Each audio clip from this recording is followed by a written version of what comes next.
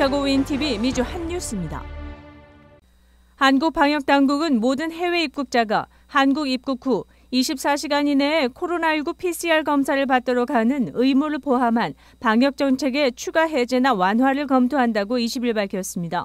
중앙방역대책본부는 이날 현재 재유행이 많이 안정적 단계로 가고 있어 여러 방역정책에 대해 해외 동향, 전문가 의견 등을 종합적으로 고려하면서 추가적인 조정을 준비해 나가고 있다고 발표했습니다. 한국은 지난 6월 8일부터 미접종자를 포함한 모든 입국자에 대한 격리 의무를 해제했으며 지난 9월 3일부터는 모든 입국자의 입국 전 검사도 폐지했습니다. 변이 유입 차단 등을 위한 최소한의 조치로 입국 후 24시간 이내 PCR 검사를 받도록 하는 의무는 남아있는 상태인데 입국 후 1일 이내 검사 의무도 폐지되면 해외 입국자에 대한 제한 조치는 모두 없어지게 되는 셈입니다. 10월부터 미주 지역의 많은 동포들이 모국 방문을 할 텐데 하루속히 이 의무사항이 폐지됐으면 좋겠다고 한 목소리를 내고 있습니다.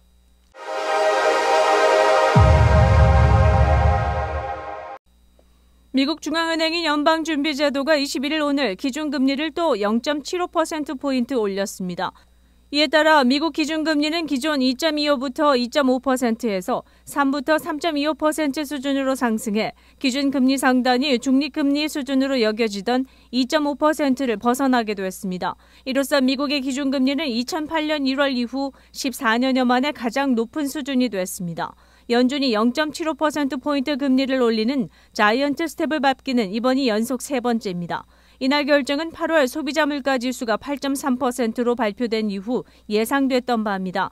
문제는 연준이 앞으로도 공격적인 금리 인상에 나설 것이라는 데 있습니다. 이 같은 예상은 이전 예상했던 것보다 미국의 인플레이션 억제가 수월치 않음을 의미합니다. 즉 기업들의 지출이 더 크고 더 오래 갈 수 있다는 것을 말합니다. 앞서 연준은 지난 3월 기준금리를 0.25%포인트 인상해 2020년 3월 코로나19 팬데믹 이후 유지한 제로금리 시대를 종료했습니다. 이어 5월에는 0.5%포인트, 6월 0.75%포인트, 7월 0.75%포인트씩 기준금리를 공격적으로 올리면서 인플레이션 대응에 적극 나섰습니다.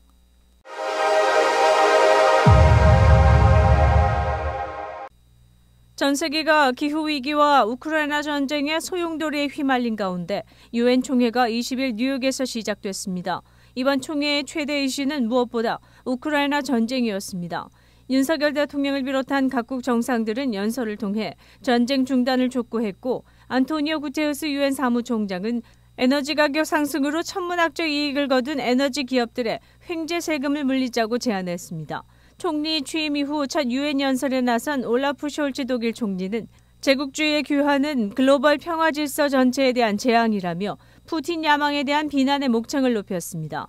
에마뉘엘 마크롱 프랑스 대통령은 프랑스는 전쟁을 거부하고 평화를 위해 계속 노력하겠다며 신제국주의에 침묵하거나 이를 공모하는 이들의 냉소는 세계 질서를 파괴하고 있다며 30분간 발언하면서 연설대를 주먹으로 치기도 했습니다. 나토 가입을 추진 중인 사울리 니니스트 핀란드 대통령은 국제사회는 잔혹하고 정당한 이유 없는 러시아 침공을 용납하거나 정상적으로 받아들여서는 안 된다고 말했습니다. 레제프 타이이프 에르도안 튀르키예 대통령은 전쟁에는 결코 승자가 없고 공정한 평화 절차에는 패자가 없다면서 외교적 평화 협상의 필요성을 강조했습니다. 아프리카 연합 의장인 마키사알 세네갈 대통령은 아프리카 대륙 국가들은 전쟁에서 어느 한쪽을 선택하라는 압박을 받고 있다며 아프리카가 신냉전의 온상이 되길 원하지 않는다고 주장했습니다. 193개국 대표와 국제기구 수장 앞에 36세의 최연소 칠레 대통령 가브리엘 보리치도 섰습니다. 한국 걸그룹 트와이스와 모이칸 머리를 좋아하던 그는 작년 대통령에 취임했습니다. 보다 위대한 사회정의를 실현하기 위한 여정에 모두를 초대하고 싶다며 더 나은 방식의 부와 권력의 분배가 이뤄져 불평등을 해소해 나갈 것을 강조해 주목을 끌기도 했습니다. 또한 구테르스 사무총장은 에너지 가격 상승으로 큰 이익을 본 선진국 업체로부터 횡재세를 거두어 기후위기와 식량 문제 해결에 사용하자고 촉구하기도 했습니다. 유럽연합이 이미 횡재세 도입을 추진하는 상황이어서 이런 논의는 더욱 탄력을 받을 것으로 보입니다. 횡재세금 부과 논의는 오는 11월 이집트에서 열리는 제27차 유엔 기후변화 당사국 총회로 이어질 전망입니다.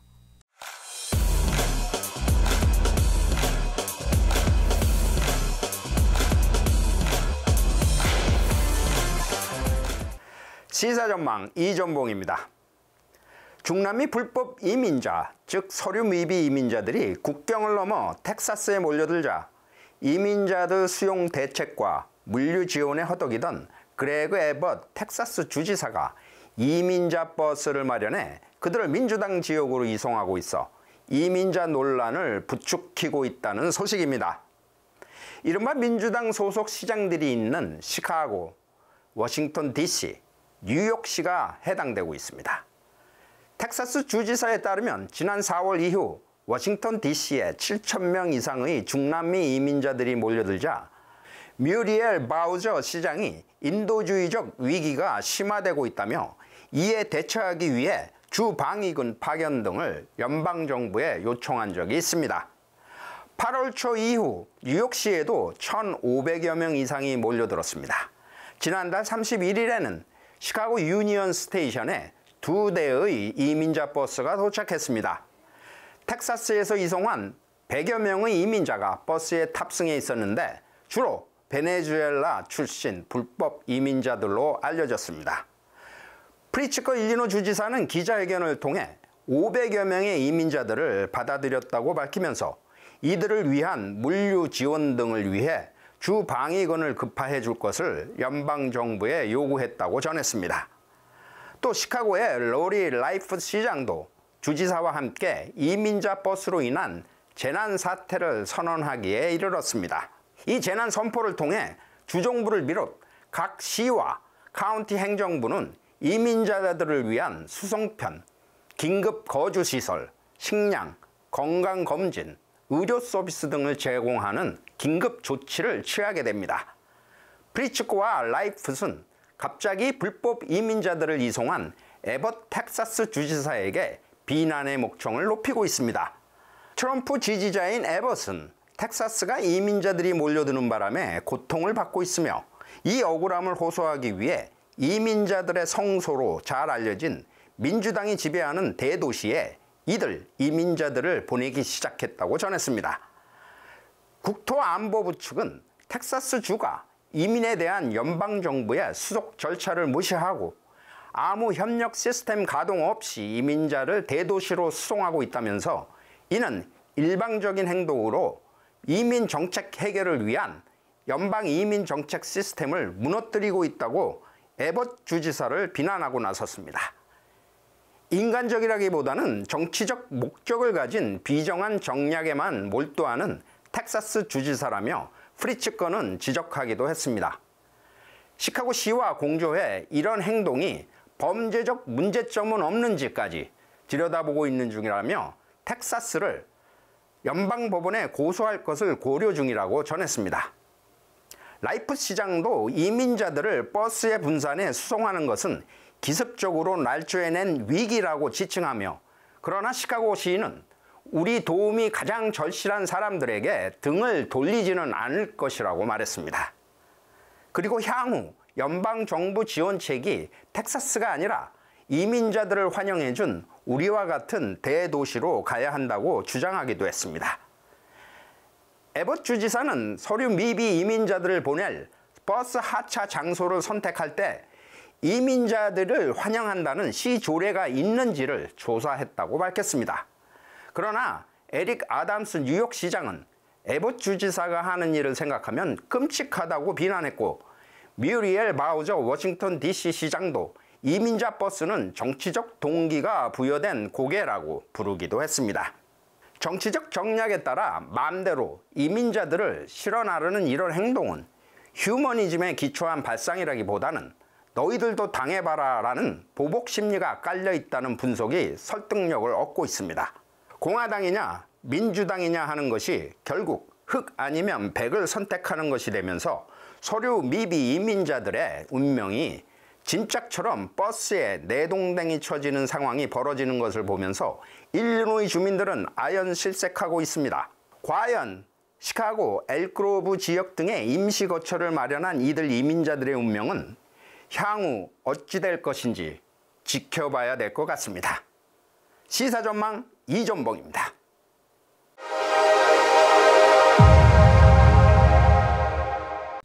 전기자동차에 대한 인기가 오르는 가운데 새 모델을 주문해도 막상 차를 픽업하기까지는 오래 기다려야 할 것 같습니다. 포드 자동차는 성명을 통해 공급망 문제가 지속되면서 신속한 새 자동차 공급이 아직도 원활하지 못하다고 밝혔습니다. 포드 측은 그동안 코로나 바이러스 문제로 일부 공장들이 제대로 가동되지 못한 문제, 반도체 부족, 그리고 직원 수급 문제 등이 겹치면서 신차 생산에 차질이 생겼다고 재차 강조했습니다. 따라서 포드 공장에 아직 생산 공정이 완료되지 못한 채 부품을 기다리는 차량이 4만 대에서 4만 5천 대가량이라고 본사 측은 밝혔습니다. 대부분의 차량은 스포츠 유틸리티와 트럭인 것으로 알려졌습니다. 미시간주 디어본의 공장의 경우 이런 미완성차가 완성되어 출시하려면 아마도 3, 4분기 말에도 힘들 것으로 전망했습니다. 필요한 부품이 모자라든가 있어도 그 가격이 너무 올라 자동차 생산 단가를 맞추기 힘든 상태라고 덧붙였습니다. 따라서 딜러에서는 판매 계약이 끝난 차량의 소비자 인도 시기가 상당 기간 미뤄지고 있으며 지금 새 차를 주문할 때는 부품 비용 상승으로 인해 웃돈까지 줘야 하는 경우도 비일비재하다고 업계 관계자들은 밝히고 있습니다. 아마도 완성차는 연말까지 가봐야 할 것이라고 덧붙였습니다.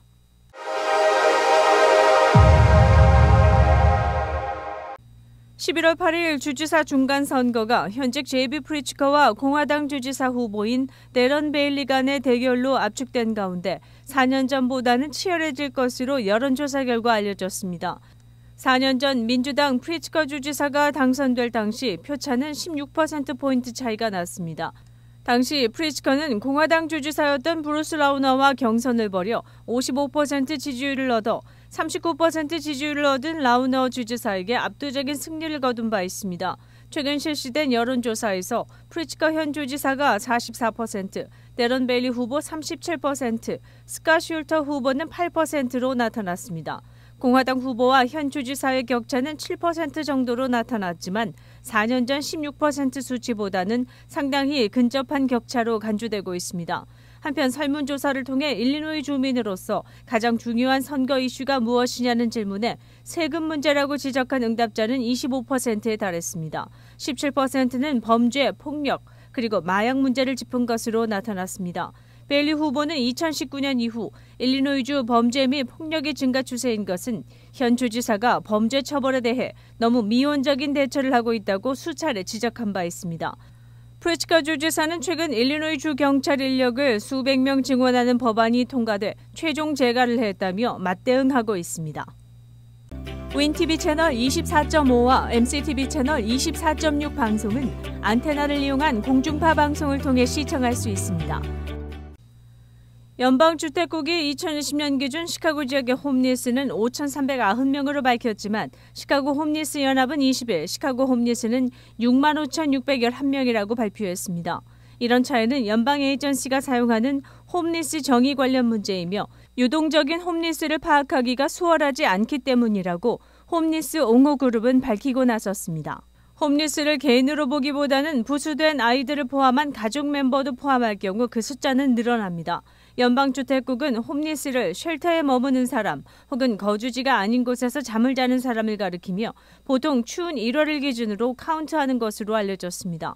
한편 연방교육국도 홈리스 안에 어린이와 청소년까지 포함시키고 있어 2019-2020 학사 일정 동안 파악된 홈리스 학생들은 16,663명이라고 밝힌 바 있습니다. 그러나 어떠한 통계도 총체적인 데이터를 가지고 발표했다고 보기에는 부족하다는 게 지역사회 관련 단체들의 지적입니다. 개인뿐 아니라 딸린 가족까지 포함하고 일시적으로 홈리스가 된 경우까지를 포함한 숫자가 시카고 홈리스 연합의 발표로 간주되고 있습니다. 팬데믹 동안 여러 사람이 모이는 쉘터가 문을 닫거나 규모가 축소되는 상황이 벌어져 최근 시카고 홈리스 연합의 보고서상에는 49,585명의 홈리스가 있는 것으로 나타났습니다. 그런 가운데 개인이 아닌 부수가족으로 인해 둘로 카운트되는 케이스가 20% 이상 늘어난 것으로 보고서는 밝히고 있습니다. 시카고 한인동포 일간지 한국일보는 전자신문으로도 배포됩니다. 시카고 한국일보 무료신문은 가까운 한인식당이나 마켓에서 볼 수 있습니다.